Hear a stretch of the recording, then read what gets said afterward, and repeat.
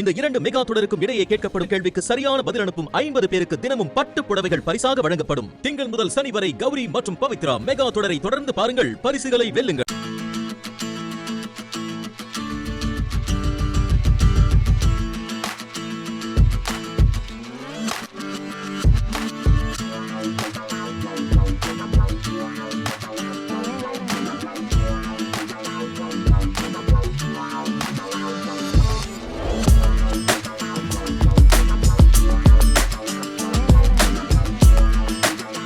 வணக்கம் நண்பர்களே, இன்னும் ஒரு இனிய காலை பொழுதில் தீதும் நன்றும் நிகழ்ச்சியில் உங்களை சந்திப்பதில் மிக்க மகிழ்ச்சி அடைகிறேன்.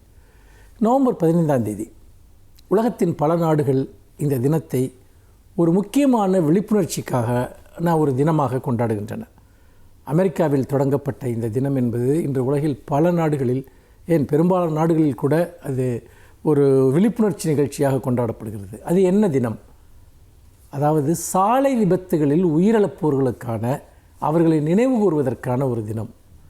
சாலை விபத்துகளில் உயிரிழப்பவர்களை நினைவு கூறுவதற்கான இந்த தினம் என்பது, சாலை விபத்துகள் என்பது மனித குலத்திற்கு எவ்வளவு பெரிய ஒரு அபாயகரமாக மாறியிருக்கிறது என்பதை திட்டத்தெளிவாக நமக்கு சொல்கிறது.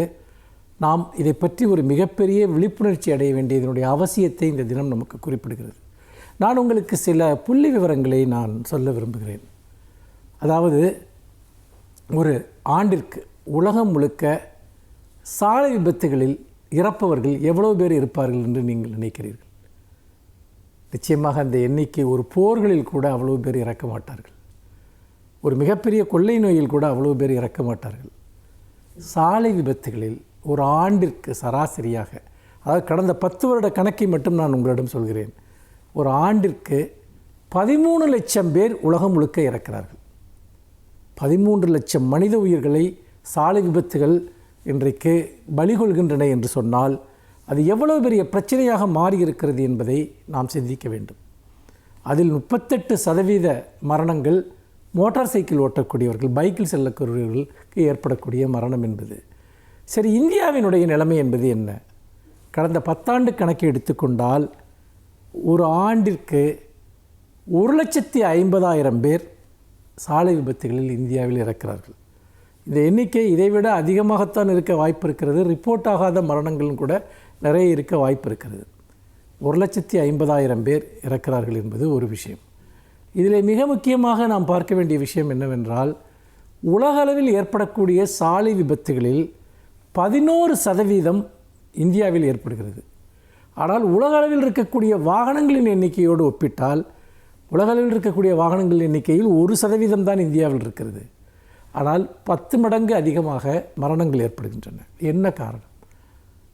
அதாவது மிக முக்கியமான காரணம், ஒரு வல்னரபிள் டிரைவிங் என்று சொல்வார்கள். ஒரு பொறுப்பற்ற முறையில் வாகனங்களை செலுத்துதல், பிறரை பற்றிய அக்கறையின்மை, தன்னை பற்றிய அக்கறையின்மை, சாலை விதிகளை பொருட்படுத்தாது, ஹெல்மெட் போன்ற பாதுகாப்பு கவசங்களை அணிய மறுப்பது.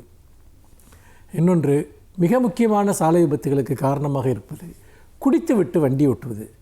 அனுபவமற்ற டிரைவர்கள், இன்றைக்கு நிறைய தனியார் டாக்ஸி நிறுவனங்கள் எல்லாம் வந்துவிட்டன. யார் வண்டி ஓட்டுவதற்கு முன் வந்தாலும் வண்டியை கொடுத்து அனுப்பக்கூடிய நிலைதான் இன்றைக்கு இருக்கிறது. அதே போல் மிகப்பெரிய தேசிய நெடுஞ்சாலைகளில் அதிவிரைவாக வாகனங்களை அனுமதிக்கப்பட்ட வேகத்தை விட செலுத்தி கொண்டு செல்கிறவர்கள்.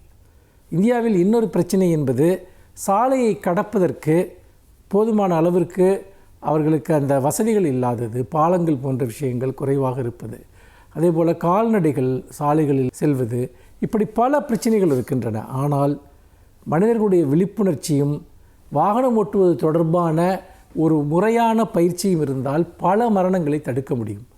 பாதுகாப்பு கவசங்கள், சாலை விபத்துகளை, சாலை விதிகளை மதிப்பது, இது எல்லாவற்றையும் நாம் பின்பற்றினால், குடித்துவிட்டு வண்டி ஓட்டுவது போன்ற விஷயங்களை முற்றாக தவிர்த்தால் கணிசமான சாலை விபத்துகளை தவிர்க்க முடியும் என்பதுதான் உண்மை. மனித உயிர் என்பது விலைமதிப்பற்றது. ஆனால் அதை எவ்வளவு அலட்சியமாக நம் உயிரையும் நாம் பயன்படுத்துகிறோம், அடுத்தவர்களுடைய உயிரையும் நாம் கையாளுகிறோம் என்று நினைக்கிற போது, இன்றைக்கு இந்தியாவில் ஆண்டிற்கு 1,50,000 பேர் இறக்கிறார்கள் என்றால் அந்த எண்ணிக்கையில் நாமும் சேர்ந்து விடக்கூடாது என்பதை ஒவ்வொருவரும் நெஞ்சில் நிறுத்த வேண்டும். மீண்டும் இன்னும் ஒரு புதிய சிந்தனையோடு உங்களை சந்திக்கிறேன். நன்றி, வணக்கம்.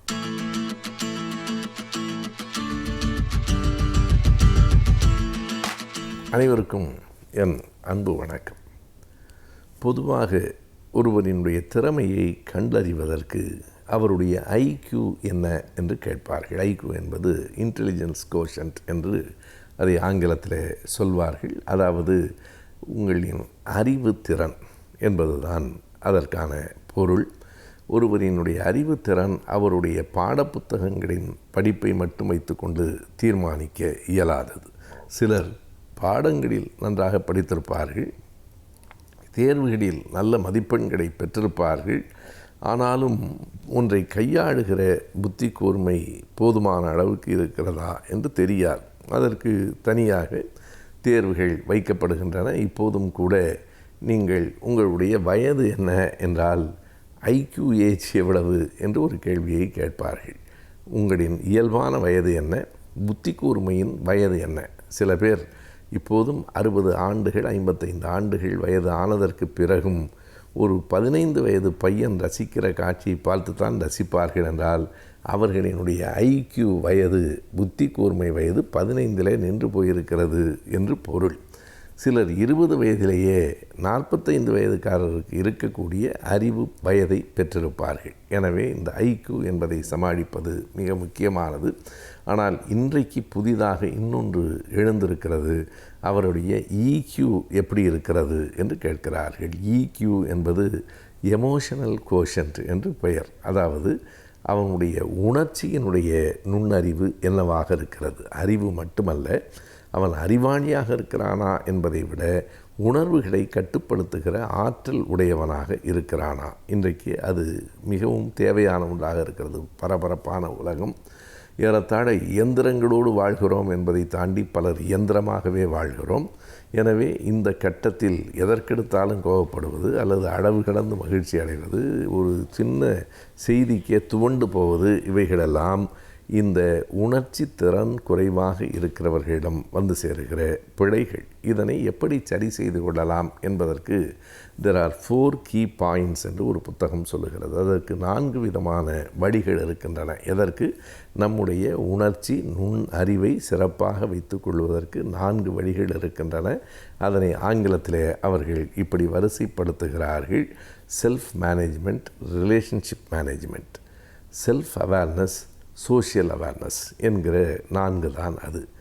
தன்னை எப்படி கட்டுப்படுத்தி கொள்வது, அதுதான் முதலில். மற்றவர்களோடான உறவை எப்படி ஒழுங்குபடுத்துவது. கட்டுப்படுத்துவது என்பதை விட ஒழுங்குபடுத்துவது என்கிற சொல் சரியானது.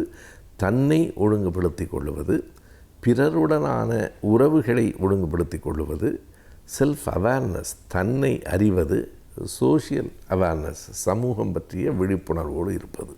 இந்த 4ம் எவரிடத்தில் இருக்கிறதோ அவர்கள் தேவைக்கு மேல் கோபப்படுவதில்லை, படபடப்பாவதில்லை. சிலர் பார்க்கலாம் மிக சுறுசுறுப்பாக இருப்பார்கள். சிலர் சுறுசுறுப்பாக இருக்கிறார்கள் என்பதை விட பதற்றமாக இருப்பார்கள். சுறுசுறுப்பாக இருப்பது வேறு, பதற்றமாக இருப்பது வேறு. பதற்றமாக இருக்கிறவன் எந்த செயலையும் சரியாக செய்துவிட மாட்டான். எனவே சுறுசுறுப்பாக இருக்க வேண்டும், பதற்றப்படக்கூடாது. என்றால் இந்த உணர்ச்சியை கட்டுப்படுத்துகிற, ஒழுங்குபடுத்துகிற ஒரு புரிதலும் ஒரு திறமையும் இருக்க வேண்டும். அதுதான் ஈக்யூ என்று இன்றைக்கு சொல்லப்படுகிறது. அடுத்த தலைமுறை இளைஞர்கள் கற்றுக்கொள்ள வேண்டிய மிகப்பெரிய செய்தி இந்த உணர்ச்சி நுண்ணறிவை ஒழுங்குபடுத்துதல். அதற்கு என்ன செய்ய வேண்டும்? தன்னை ஒழுங்குபடுத்தி கொள்ள வேண்டும். தன்னுடன் ஆன மற்றவர்களின் உறவுகளை ஒழுங்குபடுத்தி கொள்ள வேண்டும். தன்னை அறிந்திட வேண்டும். தான் எங்கே வலிமையாக இருக்கிறோம், எங்கே பலவீனமாக இருக்கிறோம் என்று தன்னை பற்றிய அறிவு வேண்டும். இந்த சமூகம் பற்றிய அறிவும் வேண்டும். இவையெல்லாம் இருந்தால்தான் நாளைய போட்டி மிகுந்த உலகத்தில் நம்மால் நிற்க முடியும். வெறும் பாடத்தில் நாம் பெற்ற தேர்வின் மதிப்பெண்கள் மட்டுமே நமக்கு போதுமானதாக இல்லை என்பதை இன்றைய அறிவியல் உலகம் உணர்த்துகிறது.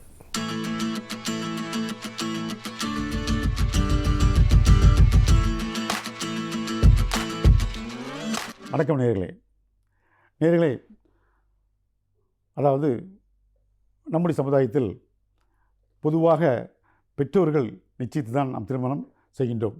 பெற்றோர்கள் நிச்சயித்த திருமணம் தான் சமூகத்தில் பொதுவாக நடக்கின்றது. பெற்றோர்கள் நிச்சயித்த திருமணத்தில் எதிர்பார்ப்புகள் அதிகமாக இருக்கும்.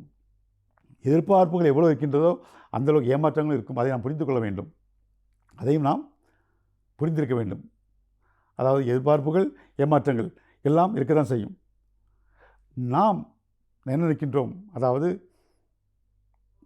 தம்பதியர்கள் என்ன நினைக்கின்றார்கள், ஒருவரை ஒருவர் அடங்கி போக வேண்டும், ஒருவருக்கு ஒருவர் அடங்கி போக வேண்டும் நினைக்கின்றார்கள். அதாவது நாம் அவருக்கு அடங்கியிருக்க வேண்டும், அவள் நமக்கு அடங்கி போக வேண்டும், அவர் நமக்கு அடங்கி போக வேண்டும் என்று ஒருவருக்கு ஒருவர் அடங்கி போக வேண்டும் என்று எண்ணுகின்றார்கள். அதாவது தன்னில் தாம் மாற்றம், அதாவது மற்றவர்களை மாற்றுவது என்பது அரிதான காரியம், நம்மை நாம் மாற்றிக்கொள்வது என்பது எளிதான காரியம்.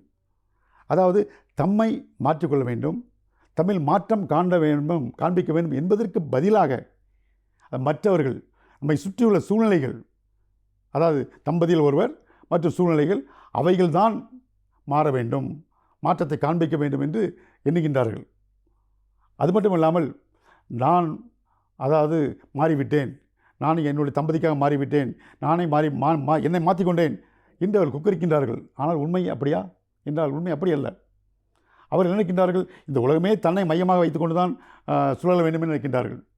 அதாவது தன்னுடைய சூழ்நிலைகள், தன்னை சுற்றி உள்ளவைகள் எல்லாம் தான் அவர்களுக்கு மாறிவிட்டோம், ஆனால் அது எனக்கு எந்த பயனும் இல்லை, எந்த உதவியும் செய்யவில்லை என்று குறை கூறுகின்றார்கள்.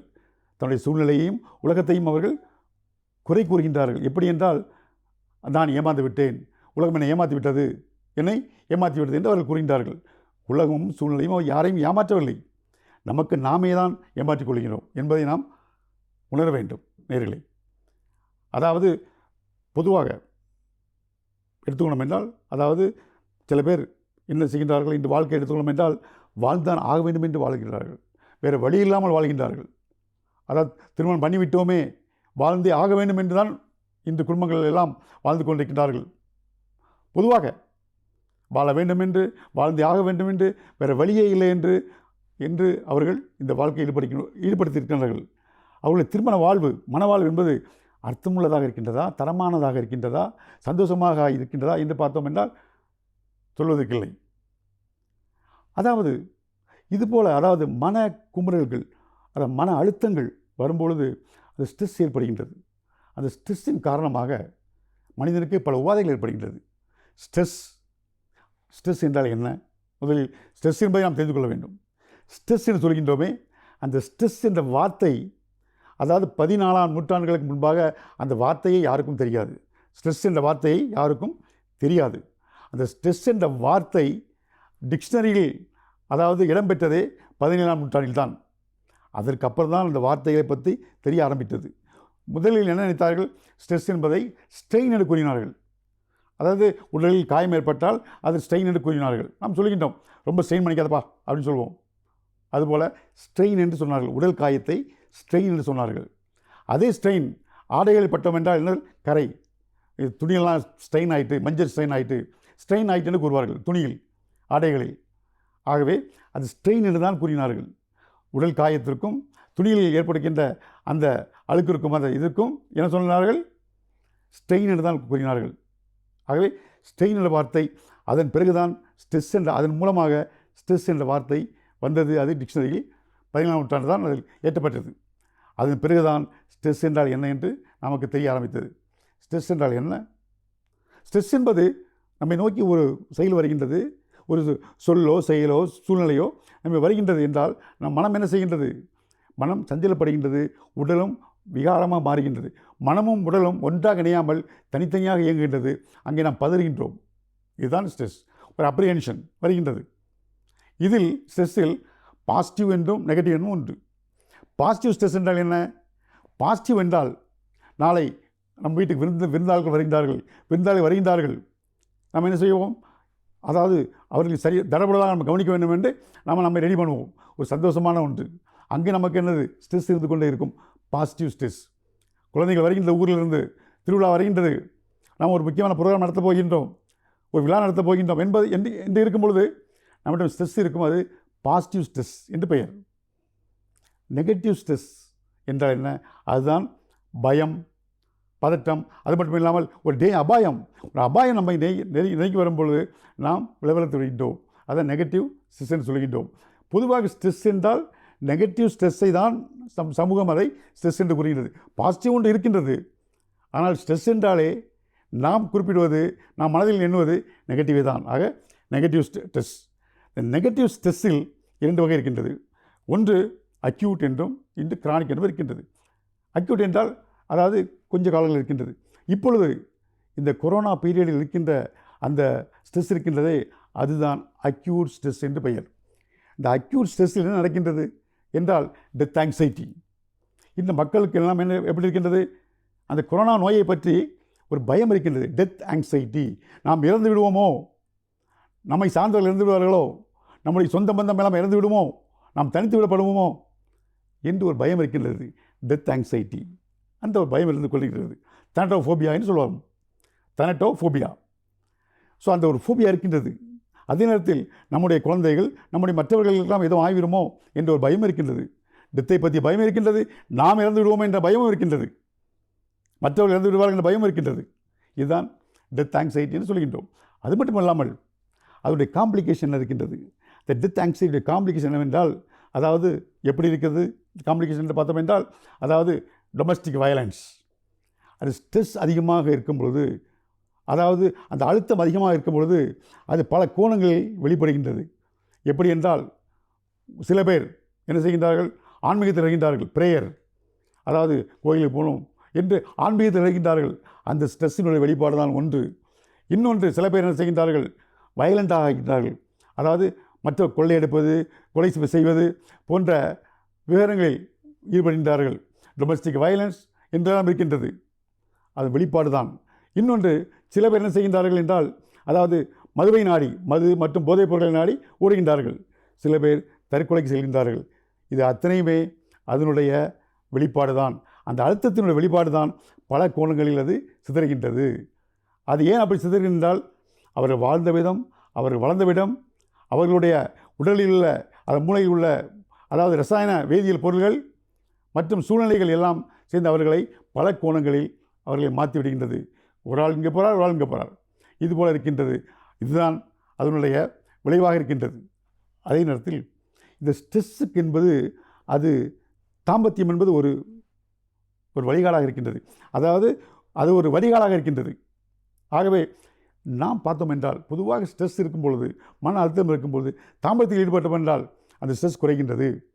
நாம் அதாவது திரைப்படங்களை பார்க்கின்றோம். ஆங்கில திரைப்படங்களை பார்த்தோம் என்றால், அதாவது காவல்துறை அதாவது ஒரு குற்றவாளி துரத்தி கொண்டு போகிறோம். அந்த குற்றவாளி எங்கே போவார், அந்த ஹீரோயின் வீட்டில் போய் தான் இருப்பார். இருந்து தான் மறுபடியும் போவார். அங்கே அவருக்கு அங்கே ஸ்ட்ரெஸ் லீவ் தேவைப்படுகின்றது. பொதுவாக காவல்துறையினர் குற்றவாளிகளை பிடிப்பதற்கு எங்கே அவர்கள் கணிக்கின்றார்கள் என்றால், அதாவது ஷேடோ போடுகின்றார்கள். எப்படி போடுகின்றார்கள், அவனுடைய காதலி வீட்டுக்கு வருவான், அங்கு அமைதியாக இருந்து ஒளிந்து பிடித்து விடுகிறார்கள், எப்படி வருவான் என்று. ஏனென்றால் ஸ்ட்ரெஸ் ரிலீவு அங்கே கிடைக்கின்றது. ஆகவே இதுதான் ஸ்ட்ரெஸ். இந்த ஸ்ட்ரெஸ்ஸுக்கும் அதாவது தாம்பத்தியம் உதவுகின்றது. மற்றவைகளை அடுத்த முறை பார்ப்போம். நன்றி.